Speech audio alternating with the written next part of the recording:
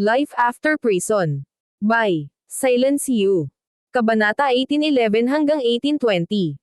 Ang lakas ng lobo ay kapantay ng isang level 1 Royal Saint, ngunit nagawa ni Severin na patayin ito ng madali.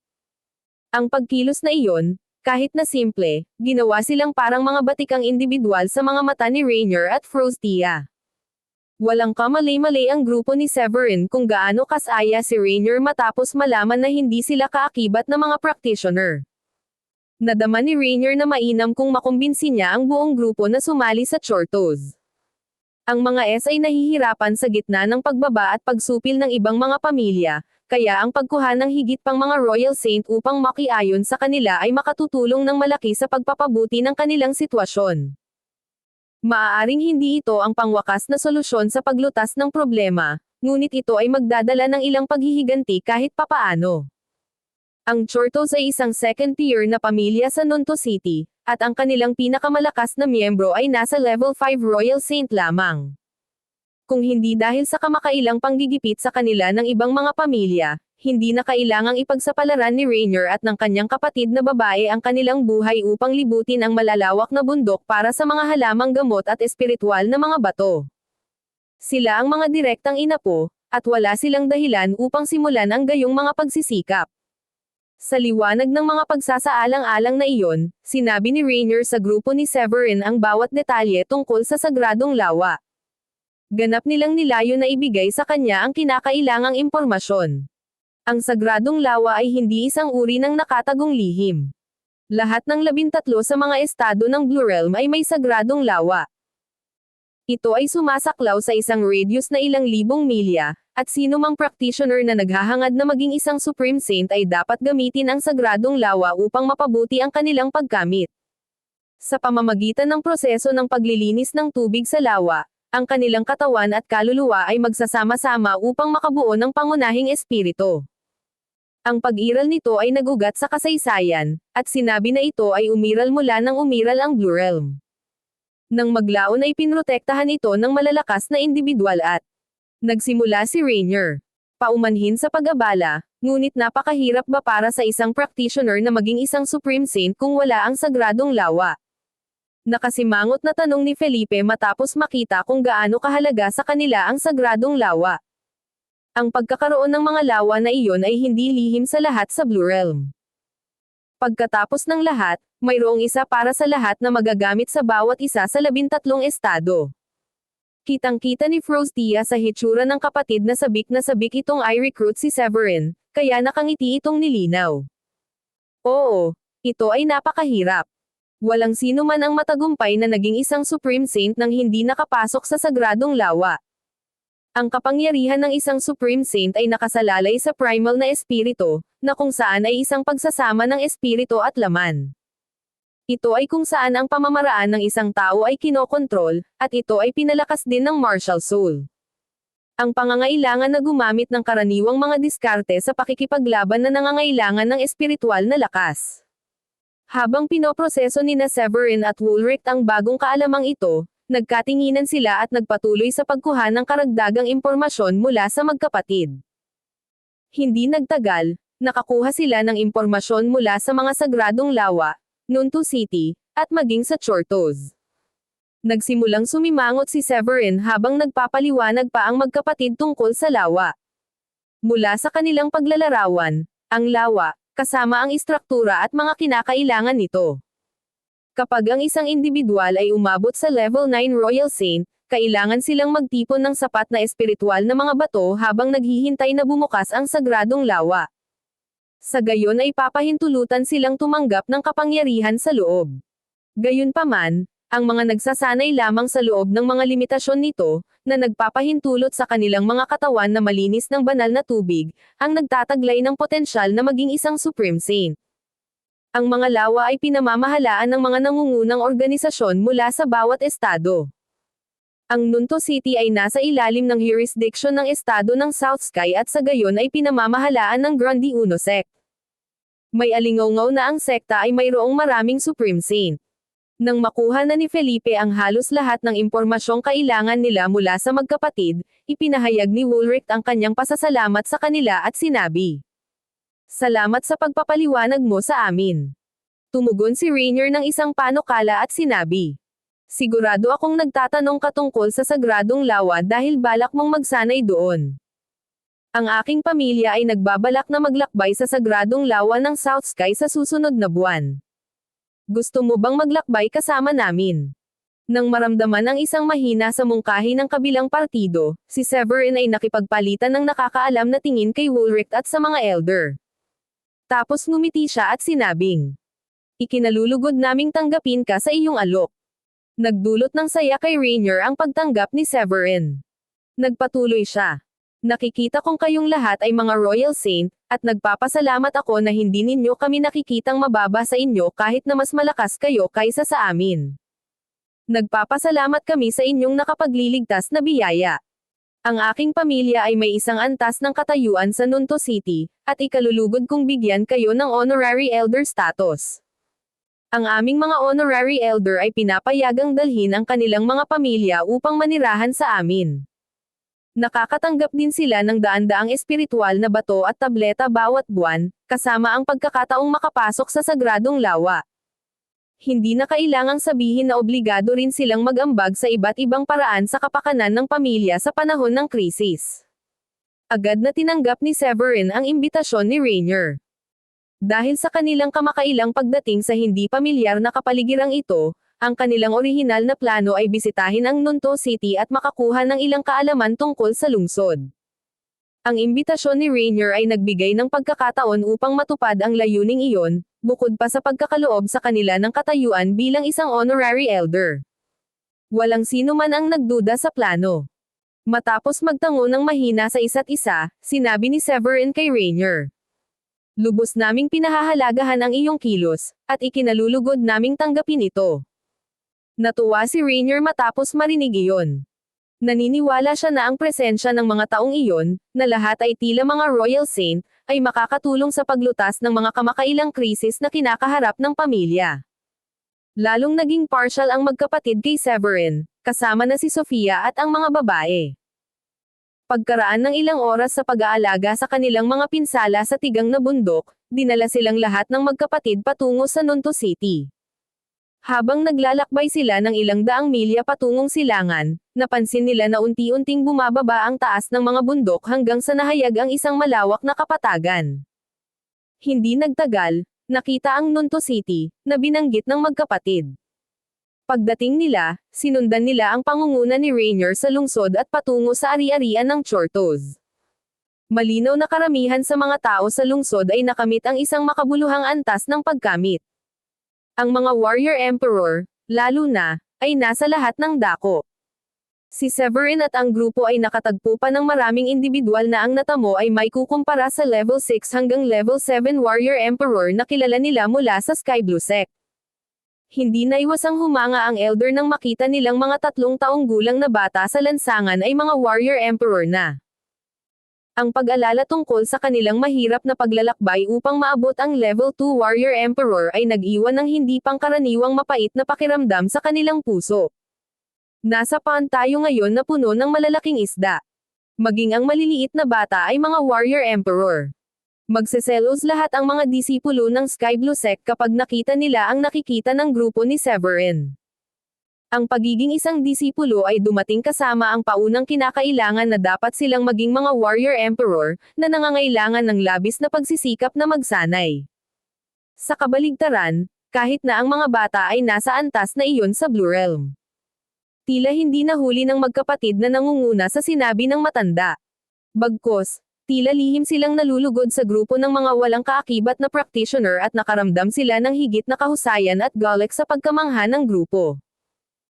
Pagdating sa pasukan ng tirahan, ipapaalam na sana ni Rainier at Frostia sa gatekeeper nang may narinig na malupit na boses mula sa loob ng gate.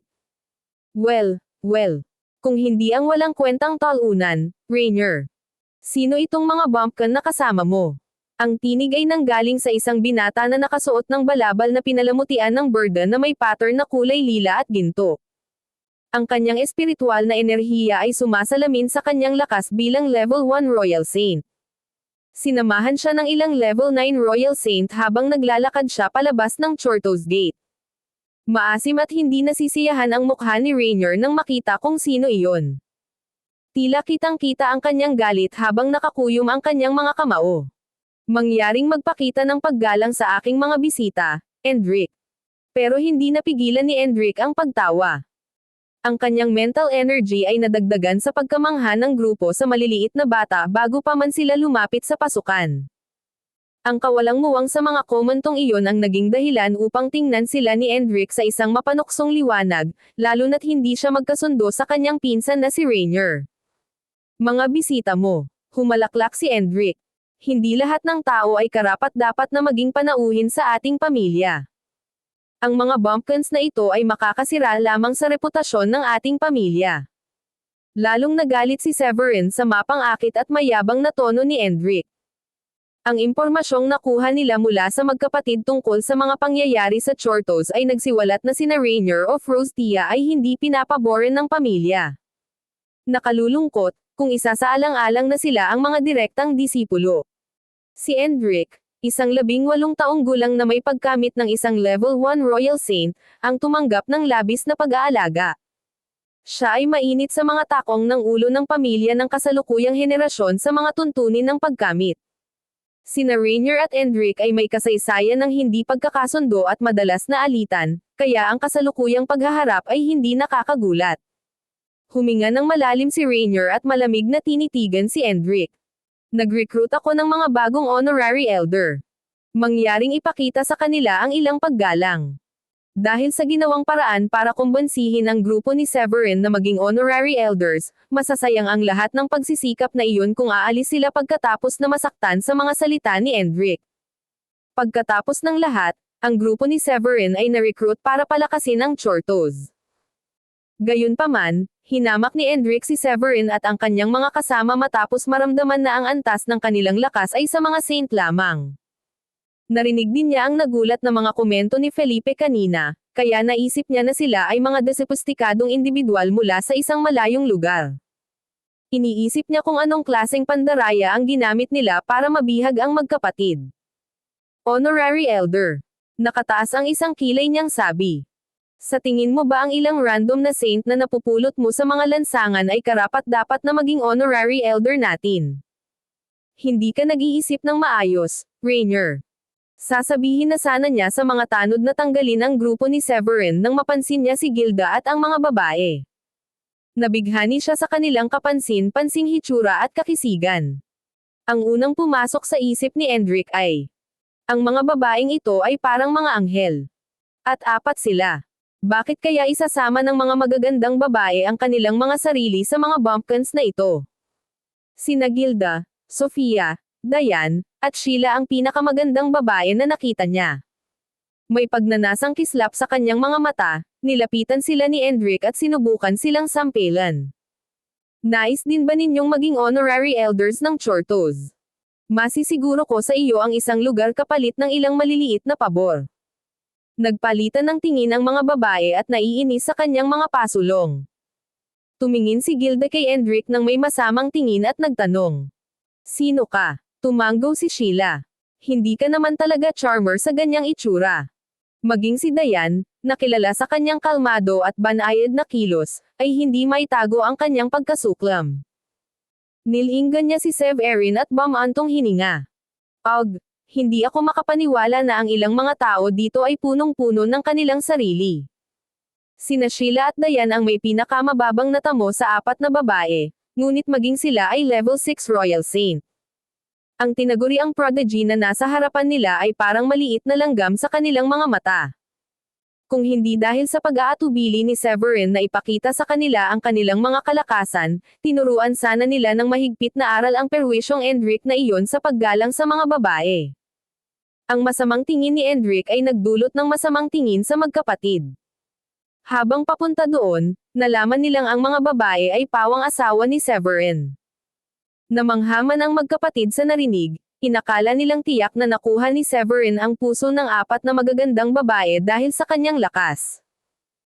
Inaalala ang ginawa ni Severin sa pagpatay sa isang lobo na kasing lakas ng isang level 1 Royal Saint, tinansya ng magkapatid na ang kanyang kapangyarihan ay parehong hindi bababa sa isang level 2 Royal Saint o posibleng mas mataas pa.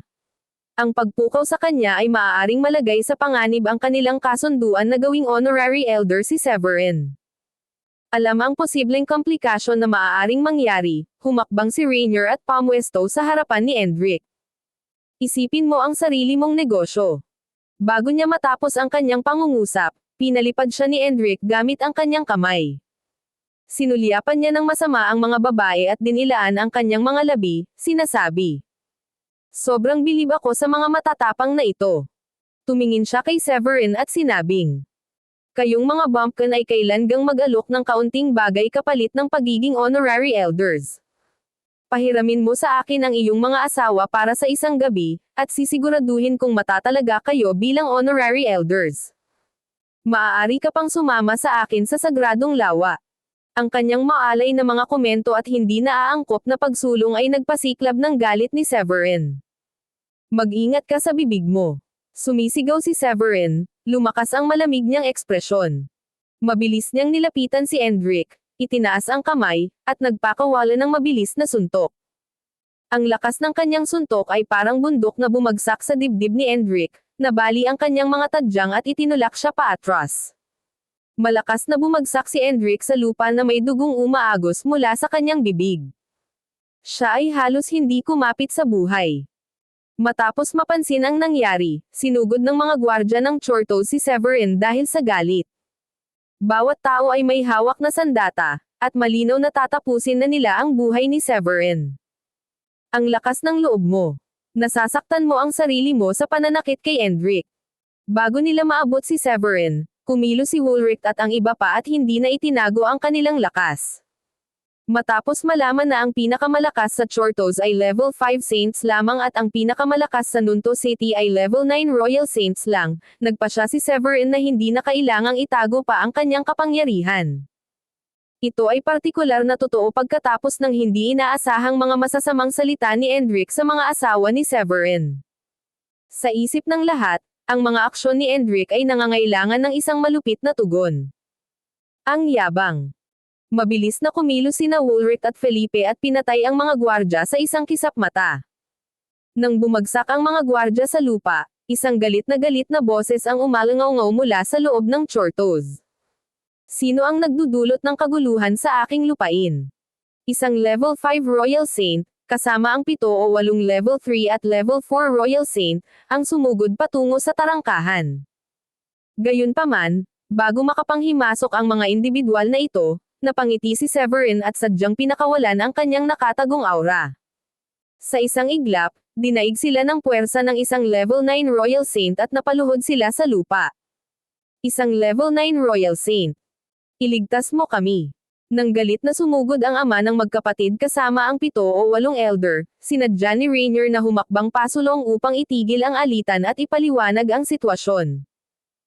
Gayunpaman, isang nakakatakot na aura ang nagmula kay Severin, na nagpaluhod sa kanyang ama at mga elder ng Chortos sa lupa. Isang level 9 Royal Saint. Gulat na bulalas ng ama ni Rainier. Si Rainier at ang kanyang kapatid na si Frostia ay lubos na natigilan sa narinig. Gayunpaman, inasahan na ng magkapatid na si Severin at ang kanyang grupo ay nagtataglay ng pambihirang kakayahan. Kung tutuusin, nailigtas niya sila sa bulubundukin sa pamamagitan ng pagpatay sa isang nilalang nakatumbas ng level 1 Royal Saint. Ang pagkilos na iyon ay nakakuha sa kanya ng malaking paggalang sa mga mata ng magkapatid, kaya't ang desisyon ni Rainier na kunin si Severin bilang isang honorary elder. Inaasahan ng magkapatid na si Severin ay isang level 2 o level 3 Royal Saint. Kung mas malakas pa, siguradong gagawa ng pangalan si Severin sa Nunto City kahit na siya ay isang hindi kaanib na practitioner. Gayunpaman, hindi mahuhulaan ni Rainier o Frostia na siya ay magiging isang level 9 Royal Saint. Dahil sa biglaang pagbubunyag ay medyo nahihilo si Rainier sa ulo. Sa kabilang dulo, si Rory, ang pinuno ng Chortos, ay naipit sa lupa ng napakatinding aura ni Severin. Ang kanyang ekspresyon ay kapansin-pansing nagbago upang ipakita ang kanyang takot at pagkabalisa. Hindi niya inaasahan na ang gayong mapangahas na manghihimasok ay magiging isang level 9 Royal Saint. Ang ganitong mga individual ay hindi karaniwan sa Nunto City. Ang karamihan ng mga puwersa, Bukod sa ilang mga pamilya sa first tier, ay mayroon lamang level 5 at level 6 Royal Saint. Bilang pinuno ng Chortos, naunawaan ni Rory ang mga panganib ng pagsali sa isang level 9 Royal Saint sa labanan. Kahit na ang isang maliit na pagkakaiba sa antas ng isang tao bilang isang Royal Saint ay lumikha ng isang malawak na agwat sa mga tuntunan ng lakas. Isa pa, ang ilang matatandang kasama ni Severin ay nagpakita ng aura na nagmumungkahi na sila rin ay mga batikang propesyonal. Bagamat hindi tumpak na nasusukat ni Rory ang lakas ni Woolrich at ng iba pang matatandang lalaki, naiintindihan niya ang awtoridad na karaniwang nauugnay sa mga individual gaya ng alkalde ng Nunto City. Ang nasabing awtoridad ay sumasalamin sa mga may hawak na matataas na posisyon sa mahabang panahon. Sa kanyang pananaw, hindi dapat basta-basta ang grupong humaharap sa kanila. Napasulyap siya sa pamangkin niyang nasugatan na si Endrick at saka kay Severin. Ang huli ay nagpakita ng kakayahan na katumbas ng isang level 9 Royal Saint, kaya alam na alam ni Rory ang bigat ng sitwasyon. Gayunpaman, dahil hindi makatarungang inatake ang kanyang pamilya, nadama niya na tungkulin niya bilang ulo ng pamilya na tugunan ang problema. Nilunok niya ang kanyang pagkay-abalisa at hinarap si Severin. Ang aking pamilya ay hindi kailanman nagudyok sa iyo sa abot ng aking natatandaan. Pahahalagahan ko ang isang paliwanag mula sa iyo. Kinikilala ko ang iyong kakilakilabot na lakas, ngunit ang aking pamilya ay may ilang impluwensya sa lungsod ng Nunto. Kasunod ng kanyang pahayag, naikuyom ng mga matatandang kasama niya ang kanilang mga kamao. Ibinahagi nila ang kanilang espiritual na enerhiya ng banayad at pinagtibay ang mga paninindigan sa pagtatanggol. Ang kanilang reaksyon ay nagpabalik kay Rainier sa kanyang katinoan, at agad niyang naunawaan ang bigat ng sitwasyon. Sa takot na ang anumang maling hakbang ay maaaring magpalaki ng hidwaan, mabilis siyang namagitan at nilinaw. Tatay. Hindi pagkakaunawaan ang lahat. Isang hindi pagkakaunawaan ang lahat. Siya ay si Elder Severin. Iniligtas niya ang buhay ko sa kabundukan. Inimbitahan ko siya na maging honorary elder ng pamilya natin, na tinanggap niya. Wala nang pagpipilian si Elder Severin kundi gumanti ng magbigay ng di magalang na komento si Endrick sa kanyang mga asawa. Nakahinga ng maluwag si Rory matapos ang paliwanag ni Rainier.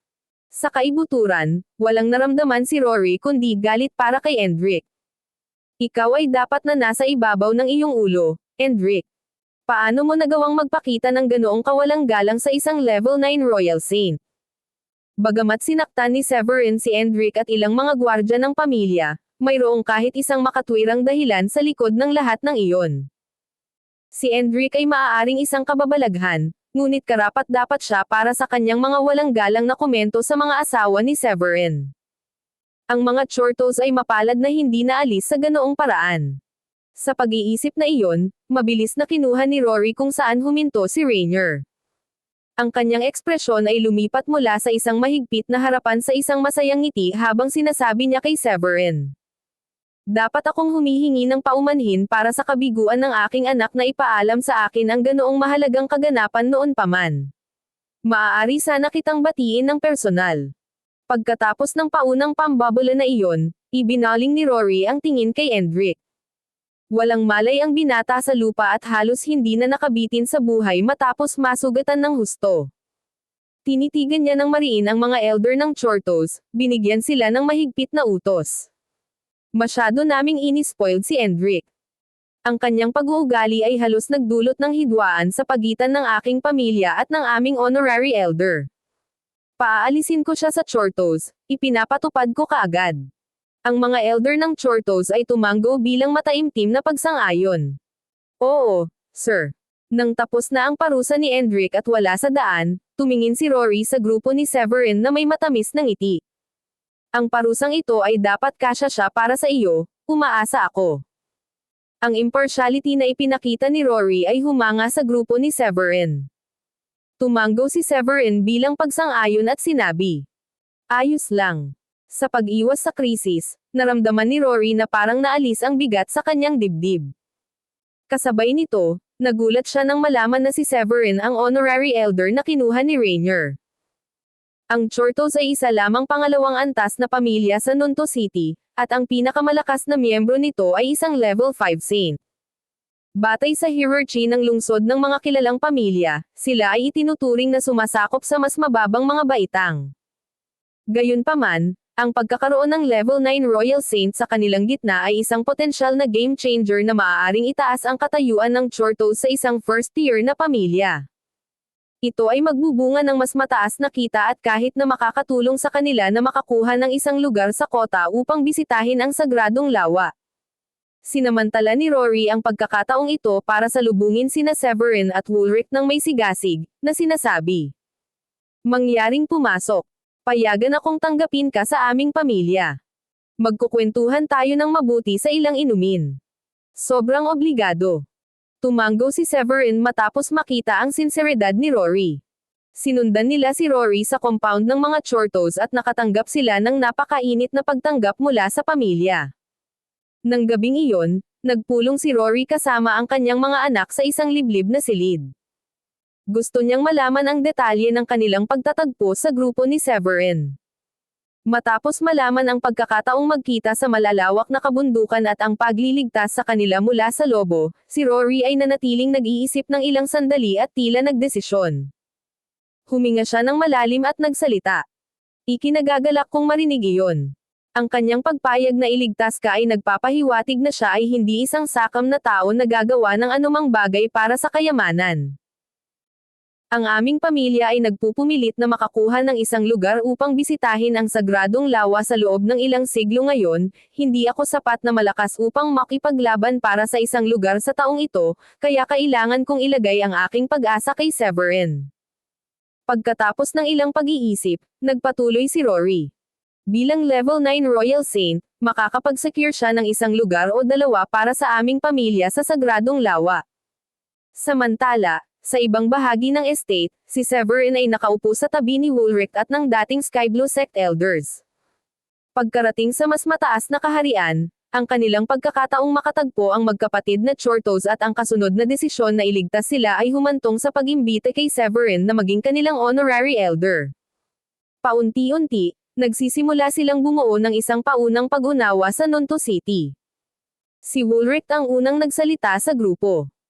Base sa mga pakikipag-usap ko sa iba pang elder ng mga Chortos ngayon, nasa South Sky tayo, kung saan matatagpuan ang Nonto City.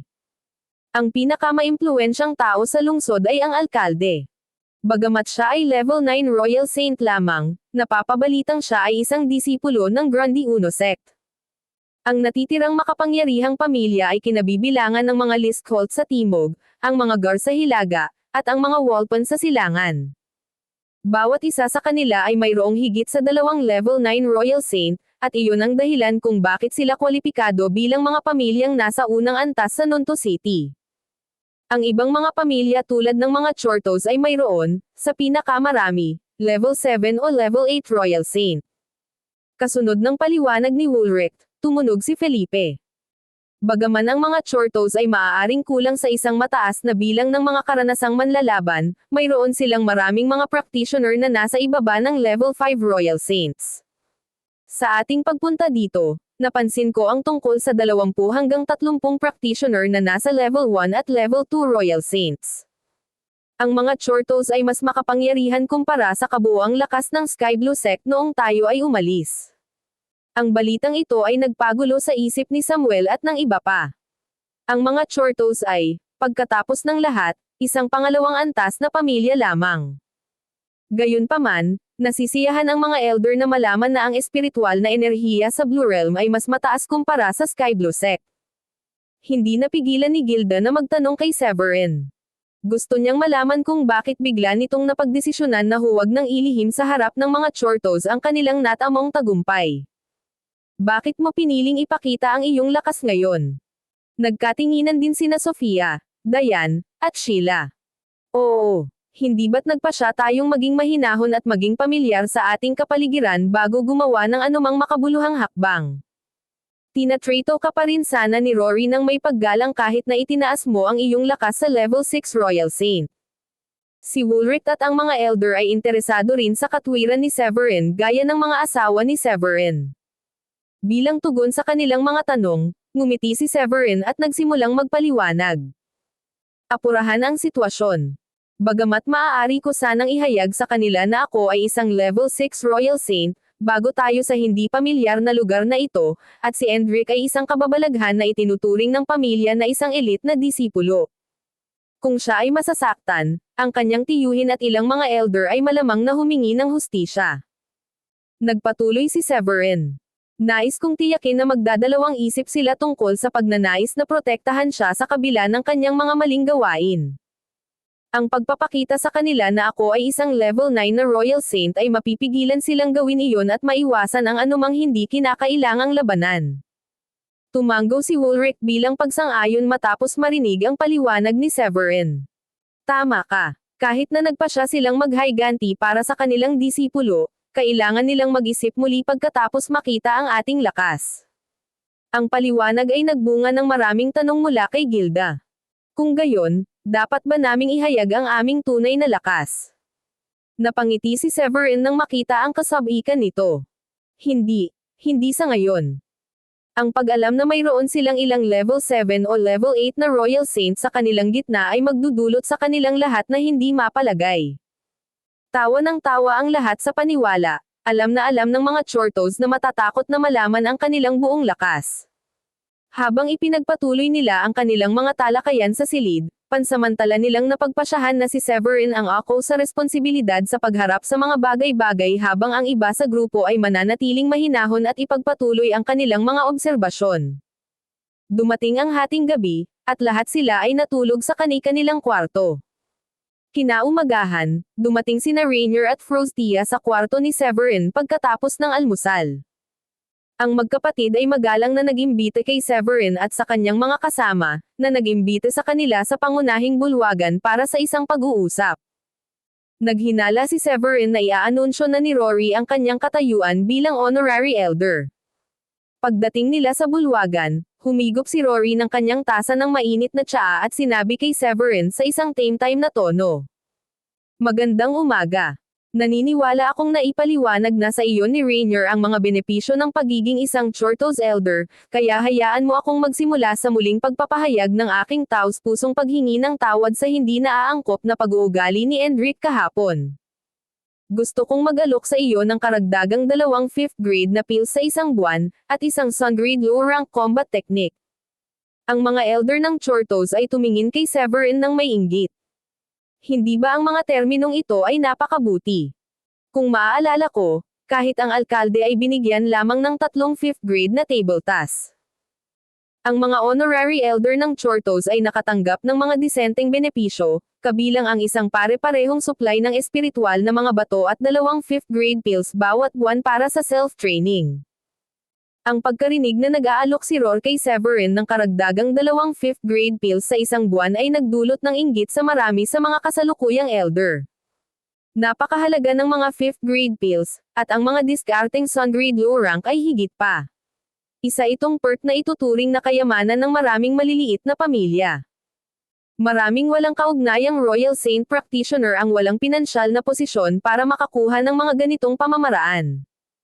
Ang mga kondisyon na ipinakita ni Rory ay napakabuti kaya nadama ng isang nasa katanghaliang gulang na lalaki ang pangangailangang magsalita. Bahagya siyang yamakap at nagpuna. Hindi mo ba iniisip na ito ay may dayo marami, sir? Ang ating mga honorary elders ay karaniwang binibigyan ng 2 5th grade pills bilang kanilang buwanang mapagkukunan ng pagsasanay. Ang pag-aalok ng karagdagang 2 5th grade pills kay Elder Severin ay maaaring magdulot ng ilang hindi kanais-nais na mga puna. Ito ay medyo hindi pa nagagawa para sa isang tao na mabigyan ng sun grade technique. Tahimik na ininom ni Severin ang kanyang tsaa. Samantala, hindi masyadong natuwa si Sheila at ang iba pa niyang asawa nang marinig nila ang sinabi ng medyo may edad na. Nang makita nila ito, ipinakita ni Rory ang mga perk na iyon bilang paghingi ng tawad. Ang pagtatangkang ihinto iyon ay madaling ma-interpret sa maling paraan.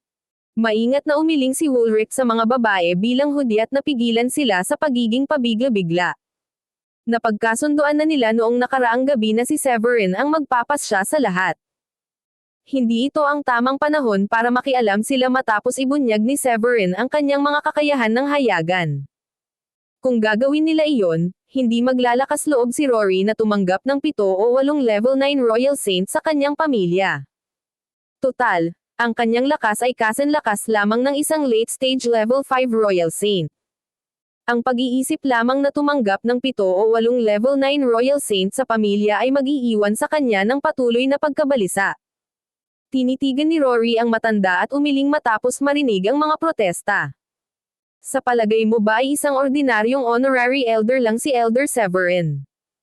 Hindi ba karapat-dapat ang kanyang lakas sa pagbibigay ng 2 karagdagang 5th grade pills at isang sun grade combat technique? Medyo makitid ang pag-iisip na iyon. Nakuha ng nasa katanghaliang gulang na lalaki ang pahiwatig ni Rory at napagtanto na si Severin ay isang level 9 Royal Saint sa halip na isang ordinaryong practitioner lamang. Ang gayong makapangyarihang figure ay tretuhin ng may lubos na paggalang ng sinuman sa mga pamilya ng Nunto City. Nagulat ang lahat na dodoblehin ni Rory ang bilang ng mga Pildores na ibinigay kay Severin at nag-aalok pa ng isang sun grade combat technique. Gayunpaman, ang mga diskarte ay walang silbi nang walang taong mag-aral sa kanila, at ang pagkakaroon ng level 9 Royal Saint sa hanay ng mga Chortos ay magtataas ng kapansin-pansing katayuan ng pamilya sa Nunto City. Malapit na silang makipagkumpetensya sa mga first tier na pamilya at magbahagi ng malaking bahagi ng mga papasok na kita. Bukod dito, ang sagradong lawa ng estado ng South Sky ay bubuksan sa publiko sa susunod na buwan. Ang ganitong okasyon ay naganap lamang minsan sa bawat 20 taon at malapit nang maging sentro ng matinding kompetisyon para sa lahat ng pamilya sa Nunto City. Sa pagsasaalang-alang sa lahat ng mga kadahilanang iyon, ang lalaki ay humihingi ng paumanhin. Humihingi ako ng paumanhin para sa aking mga komento. Sabi ni Rory, sa tonong nagpapasando. Ang aming third elder ay maaaring maging medyo padalos-dalos at bastos kung minsan. Mangyaring huwag isa puso ang kanyang mga salita. Napangiti si Severin at piniling huwag na itong pag-isipan pa. Sinabi sa kanya ng magkapatid at sa kanyang grupo ang tungkol sa kabayarang ibinibigay sa honorary elders, kaya't naging bukas palad si Rory, gaya ng iminungkahi ng nasa katanghaliang gulang na lalaki. Ang 5th grade pills ay hindi gaanong interesado kay Severin dahil isa na siyang 5th grade high-rank alchemist. Gayunpaman, ang alok ng isang sun grade combat technique ay nagulat sa kanya. Sa lahat ng kanyang mga taon ng pagsasanay, nakakuha lamang siya ng isang sun grade technique na Rose Petal Rain. Ang laki ng alok na iyon ay nagmungkahi na may gusto si Rory na kapalit. Matapos magmuni-muni, marahang inilapag ni Severin ang kanyang tasa at mahinahong nagtanong. Ako ay nagpapasalamat sa iyong pagkabukas palad, at nais kong gamitin ang pagkakataong ito upang magtanong kung mayroon kang anumang bagay na nais mong itanong sa akin. Tumawa si Rory nang mapagtanto niyang nahuli ni Severin ang kanyang intensyon. Sinisiguro ko sa iyo na ang mga Chortos ay walang lihim na motibo. Mayroon lang akong pabor na hihilingin. Nagawa ni Rory ang desisyong iyon pagkatapos ng ilang maingat na pagsasaalang-alang noong nakaraang gabi.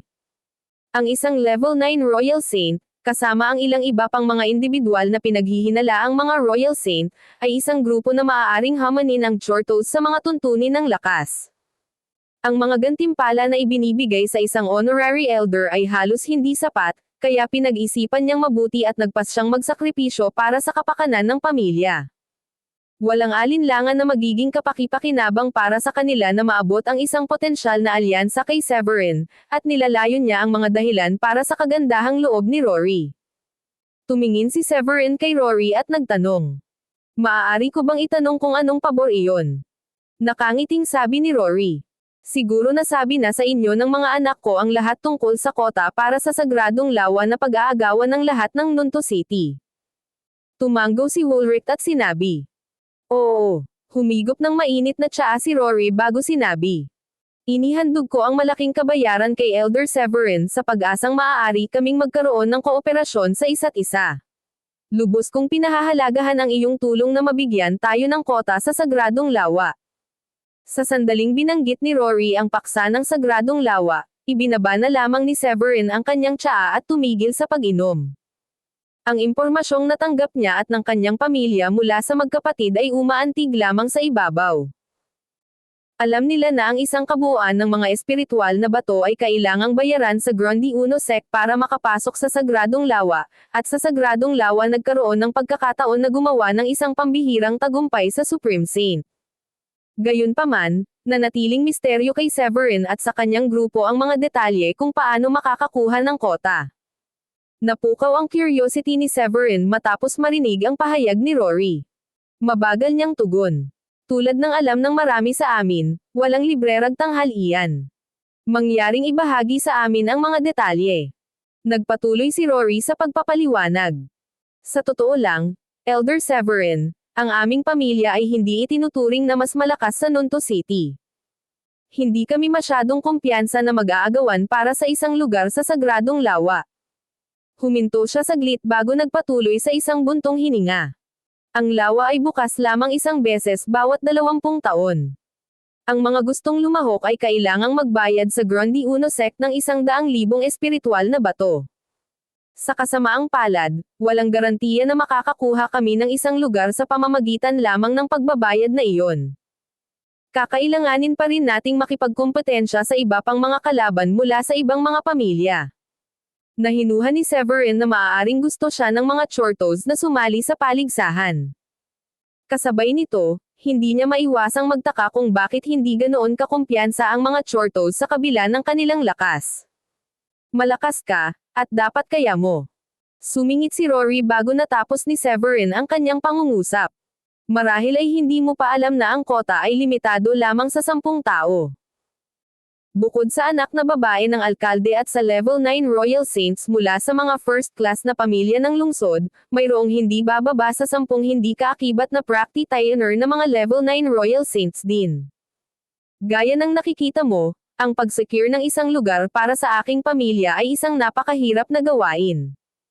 Sa wakas ay naunawaan ni Severin kung bakit mahigpit ang kompetisyon. Iyan ang nagpapaliwanag. Ano ang iminumungkahi mong gawin natin, kung gayon? Mukhang handang talakayin pa ito ni Severin kaysa tahasan itong tanggihan. Sa gayon ay nadama ni Rory ang panibagong pag-asa sa kanyang ideya para sa pakikipagtulungan. Tumayo siya sa upuan niya at sinabing, "Gusto kong hilingin sa iyo na lumaban sa ngalan ng Chortos. Hindi mahalaga kung gaano karaming mga lugar ang maaari mong isecure. Nais naming magkaroon lamang ng isa." Nahulog sa pagmumuni-muni si Severin sa halip na tanggapin kaagad. Sa kabilang banda, si Woolrich at ang mga elders sa tabi niya ay tuwang-tuwa. "Maaari ko bang kumpirmahin sa iyo na isa lang ang gusto mo sa mga lugar na sinisigurado namin?" Umalis sila sa Sky Blue Sect at pumunta sa mas mataas na mundo upang maging isang Supreme Saint.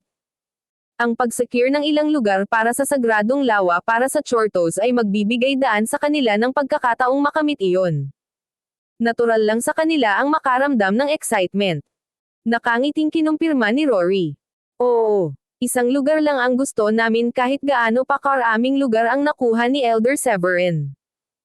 Alam niya na maliit ang pagkakataon ng mga Chortos na makakuha ng lugar sa Sagradong Lawa.